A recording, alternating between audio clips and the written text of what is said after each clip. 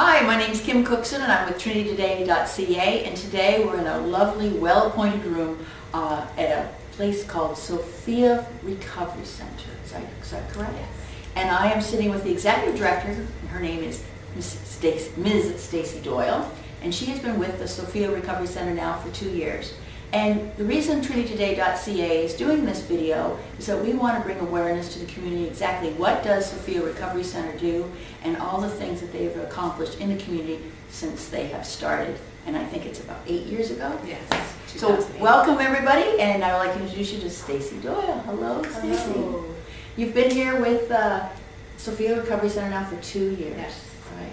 And your background is in this particular field, and just talk about yourself first. Well, my background when I came to Sophia was in the community nonprofit sector, and I knew, of course, about Sophia Recovery Centre because I had previously been in a community organization where we would have been referring back and forth, and heard great things about the place. And when the position became available, I applied, and it seemed like the right fit, and it's been a great experience. Yeah. You have an aura of peace about you. I think, to me, the intuitiveness says this is the place for you. Yeah, and I felt at peace when I came in here. Mm-hmm. Funny enough, I had never been in the center before I started working, and I thought, gee, maybe I should see what the place looks like. But as soon as I came in, I knew this was the right fit. So. Now, I've done a little background check, on TrinityToday.ca. We try to do a little bit, but we like our interviews to be more like a fireside chat. So I realized that this whole initiative came from the Sisters of Charity. Is that correct? Yes. And these two sisters went away and they took addiction recovery counseling. All right, so they just said, this is it. I mean, I've met a few of these sisters, and when they got a vision, they go at it. So they took some time out of their life, did this addiction recovery counseling, and then started from scratch. Yes. Right? Yeah. So Sister Arlene Brawley was in her 60s when she went to the Hazelden School to take her master's in addictions counseling. And then her and Sister Mary Beth McCurdy started Sophia Recovery Centre in St. John on a wing and a prayer.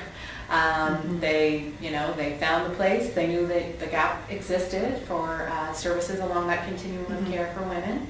And they opened the doors and just said, let's see what happens, and we've been going strong ever since. So going strong at this location, 83 Hazen, Yes. and you recently just mentioned prior to the camera flicking on that you're growing. Yes. So how many women have you approximately helped? Well, there have Or how's it been work? hundreds of women who've come through our doors, and in each year the number grows. So last year we had well over 250 women make over 2,500 visits.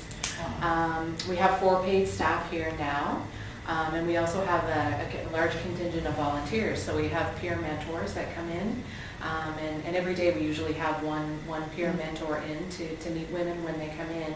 And so we're pretty much full. All our programs, we tend to have a fair amount of women participating.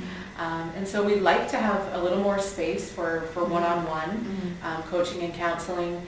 And we've also been finding that some of our women that come in that have children, that it would be really nice to have a space where children could be, and so maybe a play area. And who knows what the future can hold, but in our big picture dreams, we see possibly daycare facility, somewhere where women could come and not have to worry about where their children are, and then they can kind of focus on recovery.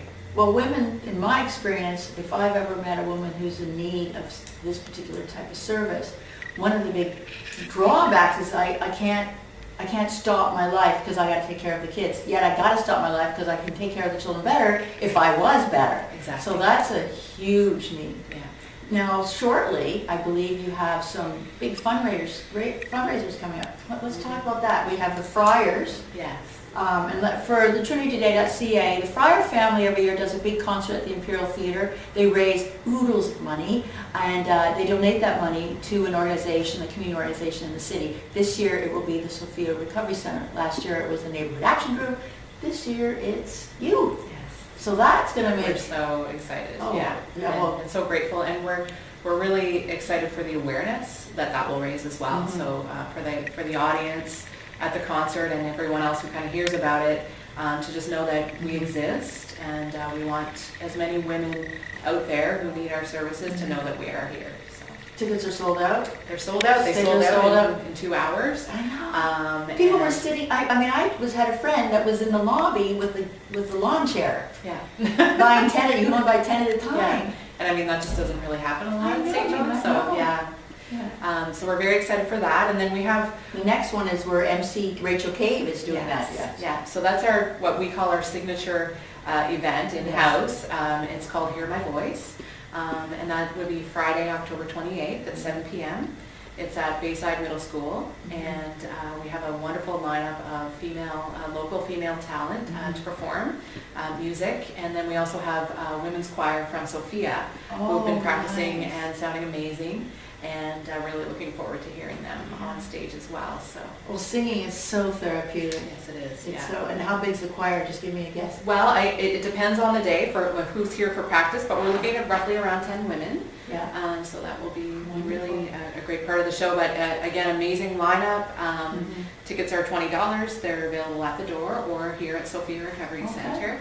And it's just a really nice night out. It's not a late night, but it's a nice, good, clean fun. So. And the date for that again is? October 28th. It's Friday. October 28th. Yeah. Before we close up, so that's October 28th, and that's at the Bayside Middle School? Yes. Bayside Middle School, and that's over on the east end, isn't it? Yeah, it's on Bayside Drive, and they have a beautiful, newly renovated auditorium in there, and very accessible. So, so I'm looking forward to using that space. Before we close up, I want to ask you, since you've been here for 2 years, where do you see this going? What's the big picture? What's the dream? Just, give me the big bucket list sort of thing. So, we've really been working on that growth strategy and what we would like to see as an organization, both with the board of directors, with the staff, and with the women. And so some of our dreams and big picture, like looking at forward growth, would be possibly having a space of our own. A standalone sleepover type thing? We're not sure if we're going to go that direction yet. We're happy with what the service that we provide because of some of the things that you mentioned before in terms of women and their ability and what they're available for treatment. That is possible, but really right now we do have partners that offer that service. But we're looking at sort of being able to offer a real wraparound service in terms of family support. So we do have a lot of family members reaching out for support as well. And then again, as I mentioned, for women that have children and how to provide support for them that way. So really looking at having, perhaps an outdoor green space, a playroom for children, being able to offer some support in terms of parenting, and then also for partners, for individuals who are getting help here. So. Yeah. Well, you're doing such a great job with when people have addictions. But have you thought about in your plans about getting out there and being also sort of a leader also in the prevention of addictions? What's your thoughts on that? So we have talked as an organization in terms of what is our role in prevention. And we know that there are community partners who are doing some work in that arena. Now certainly one of the things that we really strive to do is that outreach piece whereby we are available to go into schools, and we've done some fairs at some of the high schools, some of the wellness fairs, to provide information for youth. Well, listen, it was wonderful to meet you. Lovely to be in this lovely, well-appointed spot, and I know the Friars concert and your One Voice, is it called? Hear My Voice. Hear My Voice. Tell the date again. That's October 28th. October 7 28th, p.m. 7 p.m. at Bayside Bayside Middle School, over east on Bayside Drive. Be there. It's only $20. Tickets are at the door. I'm Kim Cookson with TrinityToday.ca at Sophia Recovery Centre with Executive Director Stacey Doyle. Thanks. Have a great day. Thank you for coming. Thank you, Kim. I really appreciate it. Oh, you're welcome.